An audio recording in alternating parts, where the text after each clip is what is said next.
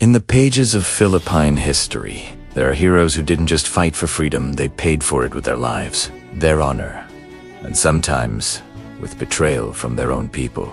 This is the story of Andres Bonifacio, the Supremo of the Katipunan, a man who dreamed of a free nation, but met a tragic end, not at the hands of foreign colonizers, but by his own fellow Filipinos. Andres Bonifacio was born on November 30th, 1863, in the bustling district of Tondo, Manila. Life wasn't easy. Orphaned at a young age, he took on any job he could find to support his siblings, working as a messenger, a warehouse clerk, and even a salesman. But beneath the surface of this hard-working young man, a fire was burning. It was a longing for change, a deep-seated desire to see his country free. In 1892, when the brilliant Dr. Jose Rizal established the reformist group, La Liga Filipina, Bonifacio eagerly joined, hoping for peaceful change. But his hopes were shattered when Rizal was swiftly exiled to Dapitan. Bonifacio realized a hard truth. Peaceful reform would never be enough to break the chains of oppression. It was then, in the shadows, that he made a bold move. He founded a secret revolutionary society dedicated to achieving Philippine independence through armed struggle. Kataas-taasang kagalang-galangang katipunan ng mga anak ng bayan.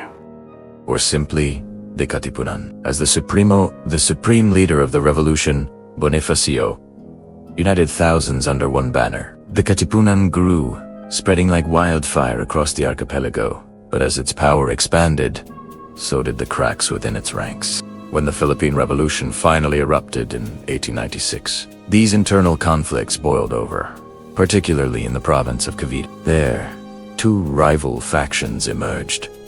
The who remained loyal to Bonifacio, and the Magdalo, led by the local elite. Both factions fought for the same cause, but they clashed over leadership and strategy, hoping to mediate and unite these two powerful groups.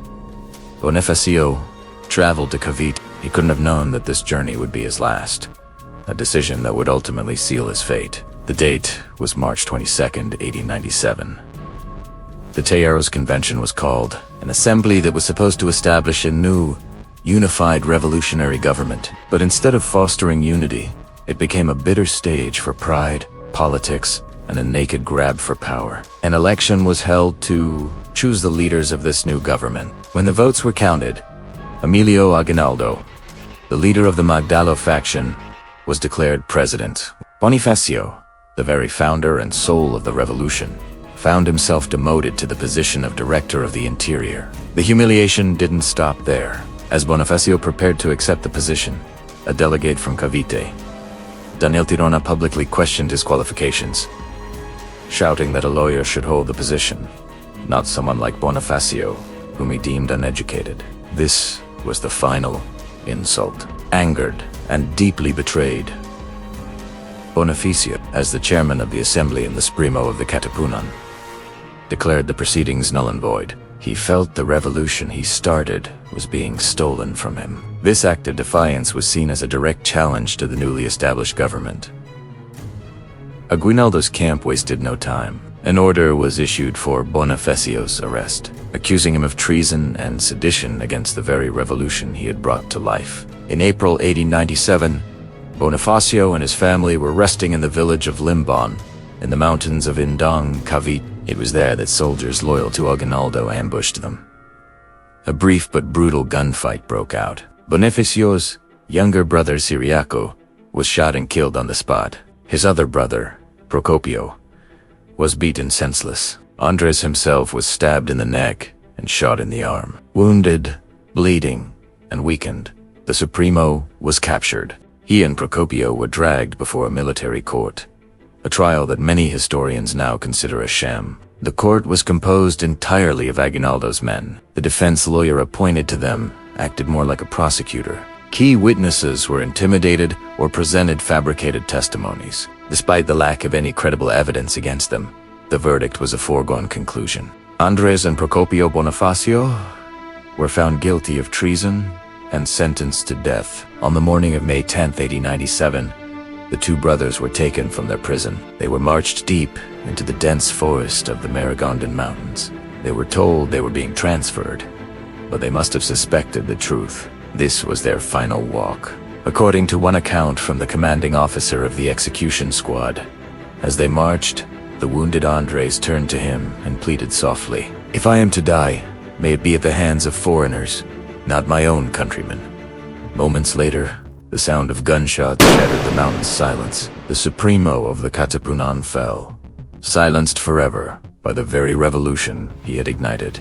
His body, along with his brothers, was buried in an unmarked grave, left to the wilderness, its exact location lost to history. The death of Andres Bonifacio remains one of the most painful and controversial chapters in our nation's story. It was a revolution that devoured its own father, a hero betrayed by his own brothers in arms. It serves as a haunting reminder of how personal ambition and regional politics can poison the noblest of causes. Yet, despite the tragic end of its founder, the dream of freedom did not die. The fire for liberty that Bonifacio lit continued to burn brightly in the hearts of Filipinos. His legacy endured, fueling the fight for independence that would continue for years to come. Andres Bonifacio was the man who rose from poverty to ignite a nation. He died not as a defeated warrior, but as a martyr for truth and unity. So every time we see the Philippine flag waving freely under the sun, let's remember the true cost. Freedom was born not only from the blood of heroes battling foreign invaders, but also from the painful mistakes and betrayals committed by our own. The tragedy of Andres Bonifacio teaches us a profound lesson, that a nation's true liberation begins not just by fighting external enemies, but by conquering the divisions and corruption within our own hearts. His life is a mirror reflecting our Historia,